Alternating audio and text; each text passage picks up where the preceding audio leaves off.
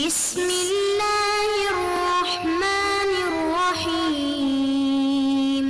اعوذ باللہ من الشیطان اللعین الرجیم بسم اللہ الرحمن الرحیم وبہ نستعین وہو خیر ناصر ومعین الحمدللہ رب العالمین وصلی اللہ علی محمد وآلہ الطیبین الطاہرین۔ ہماری گفتگو کتاب المقاصد کے دوسرے حصے کتاب البیع کے مباحث میں جاری ہے، اور آج کے اس درس کا عنوان کاشفیت کے اقسام اور قواعد اور روایات کے مطابق تجزیہ۔ کاشفیت کے اقسام بیان کرتے ہوئے آغا شیخ انصاری رحمۃ اللہ علیہ اس مطلب کو بیان کریں گے کہ روایات اور قواعد کی روح سے آیا اجازہ جو ہے وہ کاشفہ ہے یا ناقلہ ہے۔ اس اعتبار سے آج کے ہمارے اس درس کے اہم مطالب میں سے ایک مطلب کاشفہ کے اقسام کو بیان کرنا ہے کہ کاشفہ کی کتنی اقسام اور کون سی اقسام ہیں، اور اس کے بعد پھر قواعد کے مطابق اجازے کا ناقلہ ہونا مناسبت رکھتا ہے اور یعنی اولا ہے، اور اس طرح روایات کے مطابق پھر اجازے کا کاشفہ ہونا کہ شیخ انصاری رحمۃ اللہ علیہ یوں تجزیہ کرتے ہوئے اجازے کو قواعد کے مطابق ناقلہ اور روایات کے مطابق کاشفہ جانتے ہیں، جس کو آج کے اس درس کے اندر بیان کیا جائے گا۔ چلتے ہیں اپنے پہلے عنوان کی طرف کہ جس میں آغا شیخ انصاری کاشفیت کے اقسام کو بیان کرتے ہوئے فرماتے ہیں کہ وَقَدْ تَحَصَّلَ مِمَّا ذَكَرْنَا، پیچھے جو مطالب ہم نے بیان کیے ان مطالب سے جو بات حاصل ہوتی ہے وہ یہ کہ ان کاشفیت الاجازت علی وجوہ ثلاثہ، کہ اجازے کی کاشفیت جو ہے وہ 3 صورتوں پر مشتمل ہے۔ قال بکل منہا قائل، اور انہی وجوہات کے حوالے سے یعنی وجوہات میں سے ہر ایک کی نسبت کہنے والے نے یہ کہا کہ احدھا وہو المشہور، ان میں سے پہلی صورت کہ جو درواقع فقہا کے درمیان مشہور ہے، الکشف الحقیقی، وہ کشف حقیقی کی صورت ہے کہ جہاں اجازے کو کاشفہ جانا جاتا ہے حقیقی معنی میں، وَالْتِزَامُ كَوْنِ الْإِجَازَةِ فِيهَا شَرْطًا مُتَأَخِّرًا، اور اس کے اندر التزام کس چیز سے ہے؟ اس بات سے کہ اجازہ جو ہے وہ شرط متأخر ہے، یعنی درواقع خود اجازے کو اس کے وجود خارجی کے ساتھ شرط جانا جاتا ہے، اور اول عقد سے ملکیت کے تحقق کے قائل ہوتے ہیں اس صورت میں۔ وَلِذَا اعْتَرَضَهُمْ جَمَالُ الْمُحَقِّقِينَ فِي حاشیتہ، یہی وجہ ہے کہ چونکہ وہ اجازے کو شرط متأخر جانتے ہیں اور ملکیت کو اول عقد سے متحقق جانتے ہیں، تو جمال المحققین نے اپنے حاشیے میں کہ جو لمع پر ان کا حاشیہ ہے انہوں نے اعتراض کیا ہے ان بزرگان پر، بِأَنَّ الشَّرْطَ لَا يَتَأَخَّرُ، اس بیان سے اعتراض کیا کہ شرط متأخر نہیں ہوتی، کہ جس کی توضیحات پیچھے ہم بیان کرتے آ رہے تھے، اور وہ اعتراضات پیچھے بیان ہوئے کہ شرط جو ہے وہ علت تامہ کے اجزاء میں سے ایک ہے درواقع۔ تو کیسے ہو سکتا ہے کہ سبب جو ہے اس کا ایک جز مؤخر ہو، یعنی سبب مؤخر ہو، اور مسبب جو ہے وہ پہلے ہو، شرط متأخر ہو اور مشروط پہلے جو ہے وہ حاصل ہو جائے؟ تو یوں اعتراضات اس صورت پر کیے گئے ہیں۔ وثانی الکشف الحقیقی، اور دوسری جو صورت ہے یہاں پر وہ کشف حقیقی کی ہے کہ اس کشف حقیقی میں بھی وہی اول عقد سے ملکیت کے تحقق کے قائل ہوتے ہیں۔ وَالْتِزَامِ كَوْنِ الشَّرْطِ تَعَقُّبَ الْعَقْدِ بِالْإِجَازَةِ لَا نَفْسَ الْإِجَازَةِ، اور اس کے اندر التزام کس چیز سے ہے کہ شرط جو ہے وہ تعقب عقد بالاجازہ ہے، کہ عقد کے پیچھے اجازت کا آنا، یہ تعقب اور یہ لحوق جو ایک وصف انتزاعی ہے یہ شرط ہے، لا نفس الاجازہ، خود اجازت جو ہے وہ شرط نہیں ہے۔ فراراً عن لزوم تأخر شرط المشروط، اس بات سے فرار کرتے ہوئے کہ مشروط سے شرط کا تأخر لازم آئے، اس سے بچتے ہوئے، یعنی اگر آپ نفس اجازت کو شرط قرار دیتے ہیں جیسے کشف حقیقی کی پہلی صورت میں تھا، تو وہاں پہ یہ اعتراض ہو رہا تھا کہ کیسے شرط جو ہے وہ متأخر ہو سکتا ہے مشروط سے، تو یہاں پر کہتے ہیں کہ اس تاخر سے بچنے کے لیے یہ نفس اجازت کے شرط کے قائل نہیں ہے، بلکہ یہاں پر وصف عنوان انتزاعی جو کہ تعاقب اور لحوق ہے اسے شرط قرار دیتے ہیں، اور ہم پیچھے بیان کر چکے ہیں کہ اس صورت میں یہ وصف جو ہے وہ ایک وصف مقارن ہے، اس عقد کے ساتھ ہے۔ وَالْتَزَمَ بَعْضُهُمْ بِجَوَازِ التَّصَرُّفِ قَبْلَ الْإِجَازَةِ لَوْ عَلِمَ تَحَقُّقَهَا فِيمَا بَعْدَ، اور پھر ملتزم ہوتے ہیں ان میں سے بعض فقہا اسی مطلب پر بنا رکھتے ہوئے کس چیز کے ساتھ کہ تصرف جائز ہے اجازت سے پہلے، اگر وہ مشتری جانتا ہو، جو طرف اصیل اس معاملے میں جانتا ہو کہ اجازت جو ہے وہ بعد میں متحقق ہوگی، تو پھر اس علم کے ساتھ اس صورت میں تصرف جو ہے وہ جائز ہے اجازت سے پہلے، اور یہ ملتزم ہوئے ہیں اس صورت میں اسی فرق کے ساتھ۔ یہ دو صورتیں کشف کی بیان ہوئیں، اور تیسری صورت الثالث الکشف الحکمی، تیسرا مورد جو ہے وہ کشف حکمی کا ہے۔ کشف حکمی کے جس کے اندر جو ہے وہ ہم احکامات کو، جو کشف کے احکامات ہیں بے قدر الامکان وہ مترتب کرتے ہیں اجازت سے پہلے، حقیقت میں کوئی ملکیت متحقق نہیں ہوتی، احکام میں ملک مترتب ہوتے ہیں، لہذا فرماتے ہیں کہ تیسرا مورد کشف حکمی ہے، وہو اجراء احکام الکشف، اور یہ کیا ہے؟ یہ احکام کشف کا اجراء ہے بے قدر الامکان، یعنی جتنا ممکن ہو کشف کے احکام کو جاری کرنا، مع عدم تحقق الملک فی الواقع الا بعد الاجازہ، اس کے باوجود کہ ملک متحقق نہیں ہوتی واقع میں، حقیقت میں، مگر اجازت کے بعد۔ ملک کا تحقق اجازت کے بعد ہے، لیکن اس اجازت سے پہلے اس ملک کے بے قدر امکان جو ہیں وہ احکامات کو مترتب جاننا، یہ دروا کے اس کشف حکمی کے اس صورت میں آتا ہے۔ وقت تبین من تضاعیف کلماتنا، اب یہاں سے آگے بڑھتے ہیں کہ آیا اجازہ جو ہے وہ قواعد اور عمومات کے مطابق کاشفہ ہے یا ناقلہ ہے، تو آپ فرماتے ہیں کہ ہم اپنے زیادہ تر کلمات سے اس مطلب کو بیان کر چکے ہیں کہ ان الانسب بالقواعد والعمومات هو الناقل، کہ قواعد اور عمومات کی روح سے جو زیادہ مناسب چیزیں وہ نقل ہے، یعنی اجازے کا ناقلہ ہونا زیادہ مناسب ہے قواعد اور عمومات کے لحاظ سے۔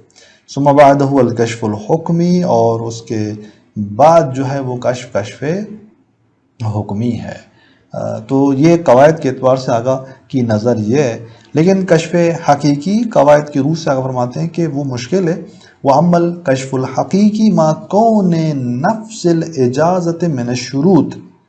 کشف حقیقی کی چونکہ اقسام تھیں، دو صورتیں تھیں کشف حقیقی کی، آپ فرماتے ہیں کہ کشف حقیقی اس صورت میں کہ آپ اجازت کو شروط سے مانیں، خود اجازت شروط میں سے قرار پائے، اس صورت میں آپ فرماتے ہیں کہ فَإِتْمَامُهُ بِالْقَوَائِدِ فِي غَایَةِ الْإِشْکَالِ، اس کا قواعد کے ذریعے تام ہونا، صحیح ہونا اس مطلب کا، یہ غایت اشکال، نہایت اشکال میں ہے۔ اور دوسری جو صورت کشف حقیقی کی کہ جہاں پر آپ کشف حقیقی کو وصف انتزاعی سے دیکھ رہے تھے، وہ تو خلاف ادلہ ہے، پیچھے بھی بیان ہوا، اور کشف حقیقی میں جہاں خود اجازت شروط میں سے ہو، یہ تو نہایت اشکال رکھتی ہے۔ وَلِذَا اسْتَشْكَلَ فِي الْعَلَامَةِ فِي الْقَوَائِدِ، یہی وجہ ہے کہ اس کے اندر علامہ نے قواعد میں اشکال کیا ہے، یعنی اس اجازے کا کاشفہ ہونا۔ وَلَمْ يُرَجِّحُ الْمُحَقِّقُ الثَّانِي فِي حاشیۃ الارشاد، اور پھر محقق ثانی نے حاشیہ ارشاد کے اندر اسی کو رجحان نہیں دیا، ترجیح نہیں دی، بل ان الایضاح، بلکہ ایضاح فخر الدین کی طرف سے ایضاح میں اختیار و خلاف ہی، اس کی جانب سے اس کے خلاف کو اختیار کرنا ملتا ہے کہ وہ اس کشف حقیقی کے برخلاف کو انتخاب اور اختیار کرتے ہیں، تبعا للمحکی ان کاشف الرموز، اتباع کرتے ہوئے اس کلام کی جو حکایت شدہ ہے کاشف الرموز سے، وقواہ فی مجمع البرہان، اور اسی کو مجمع البرہان میں محقق اردبیلی نے تقویت کی ہے اسی ہی مطلب کو۔ وَتَّبِعَهُمْ کاشف اللثام فی النکاح، اور کاشف اللثام نے کتاب کشف اللثام کے اندر باب نکاح میں اسی علماء فقہا کی اتباع کی ہے اسی مسئلے میں۔ تو اس طرح آپ نے دیکھا کاشفیت اقسام کے بعد قواعد کے مطابق زیادہ تر چیز جو ہے وہ کیا ہے، اجازے کا ناقلہ ہونا ہے. ھذا بحسب القواعد والعمومات. آپ فرماتے ہیں کہ یہ قواعد اور عمومات کی روح سے اس طرح سے ہے. بس احکامات کاشفیت کے اقسام واضح ہوئے اور قواعد کی روح سے یہ بات روشن ہوئی کہ اجازہ ناقلہ ہے نہ کاشفہ. وَأَمَّا الْأَخْبَارُ فَظَاهِرٌ مِنْ صَحِيحَةِ محمد بن قیس الکشف. لیکن اگر آپ روایات کو مد نظر قرار دیں گے تو روایات ہمارے پاس مختلف پیچھے گزری ہیں باب اس فضولی کے اندر. صحیح محمد بن قیس سے جو چیز ظاہر ہے آپ فرماتے ہیں کہ وہ کشف ہے، چونکہ اس روایت کے اندر آپ دیکھیں کہ جو مولا اصلی تھا اس کنیز کا، جب وہ امضا کرتا ہے، اجازہ دیتا ہے، تو پھر جاریہ اور وہ ولد اس مشتری کی طرف منتقل ہوتا ہے اور اسی سے متعلق ہوتا ہے، جبکہ وہاں پر ولد کی قیمت کے زمان کی بات بھی نہیں کی جاتی، اور یہ قیمت کا ساقط ہونا اس ولد کی نسبت مشتری سے، یہ کس سے مطابقت رکھتا ہے؟ جب آپ کاشفیت کے قائل ہوں، یعنی اجازے کے بعد آپ اجازے کو کاشفہ جانیں، تب جو ہے اول عقد سے آپ اس کو مؤثر جانیں گے اور اس ولد کو متعلق بھی مشتری جانیں گے، اور آپ قیمت کے زمان کی بات نہیں کریں گے. لذا فرماتے ہیں کہ وَأَمَّا الْأَخْبَارُ فَظَاهِرٌ مِنْ صَحِيحَةِ محمد بن قیس الکشف. صحیح محمد بن قیس سے جو چیز ظاہر ہے وہ کشف ہے. کما صرح به الدروس وقد الاخبار التي بعدها. جیسا کہ اسی کی تصریح کی ہے مصنف نے، شہید نے کتاب دروس کے اندر، اور اس کے بعد وہ روایات التي بعدها جو اس کے بعد بیان ہوئیں، جیسے اخبار مضاربہ وغیرہ ہیں، تو وہاں پر بھی ان روایات کا ظہور یہی کشف ہے. لیکن آپ فرماتے ہیں کہ لیکن لا ظہور فیہا للکشف بالمعنی المشہور. لیکن ان روایات کے اندر بھی جو ظہور ملتا ہے کشف کے حوالے سے، وہ اس کشف کی جو معنی مشہور ہے کہ جس کے اندر آپ اجازے کو شرط کے عنوان سے نظر میں رکھتے ہیں، شرط متاخر کے عنوان سے، اس کشف بے معنی مشہور کے لیے ان روایات میں ظہور نہیں ملتا. فتحتمل الکشف الحکمی، بلکہ احتمال دیا جاتا ہے، فتحتمل الکشف الحکمی، بلکہ یہ روایات محتمل ہیں کشف حکمی کو، یعنی کشف حقیقی جو معنی مشہور ہے. فرماتے ہیں کہ اس کے لیے اس کے اندر ظہور نہیں ہے. زیادہ سے زیادہ ان روایات کے حوالے سے اگر آپ دیکھیں تو محتمل ہیں کشف حکمی کو، کہ جہاں پر آپ کہتے ہیں کہ اجازے سے پہلے ملکیت حاصل نہیں ہے، البتہ احکام اور آثار ملک جو ہیں وہ وہاں پر آپ مترتب کرتے ہیں. یہ روایات، ان روایات کو اگر دیکھا جائے تو آگاہ یہ نتیجہ لیتے ہیں. لیکن اس کے علاوہ ایک روایت سے آپ کہتے ہیں کہ نہیں، وہ روایت اگر آپ دیکھیں گے جو کہ صحیح ابی عبیدہ ہے، اسی سے واضح ہوتا ہے کہ نہیں، جو ہے یہ شامل کشف حقیقی کو، کہ نعم صحیحۃ ابی عبیدہ الواردہ فی تزویج الصغیرین فضولا. کہتے ہیں کہ جی ہاں، مگر وہ صحیحہ، وہ روایت جو ابی عبیدہ کی ہے اور ذکر ہوئی ہے دو بچوں کے تزویج میں فضولی طور پر، کہ شخص آتا ہے، دو بچے جو نابالغ ہیں ان کو ایک دوسرے سے ان کا ازدواج کرتا ہے. العامرہ بعزل المیراث من الزوج المدرک، اور یہ صحیحہ امر کر رہی ہوتی ہے میراث کے عزل کو، کہ آپ میراث کو جدا کر دیں گے، من الزوج، اس زوج سے، المدرک جو سن بلوغ کو پہنچا، جس نے درک کیا، مدرک شعور کے مرحلے میں آیا اور سن بلوغ کو پہنچا. الذی اجاز فماتا، وہ کہ جس نے بالغ ہو کر اجازت دی اس عقد کی نسبت، فماتا، اور مر گیا. تو اب اس کے میراث سے آپ عزل کریں گے میراث کو للزوجات، کس کے لیے؟ زوجہ کے لیے، الغیر المدرکہ، کہ جو ابھی مدرکہ نہیں ہے، سن بلوغ کو نہیں پہنچی، حتی تدرکہ، یہاں تک کہ وہ مدرکہ بن جائے، سن بلوغ تک پہنچ جائے، وتحلف، اور اسے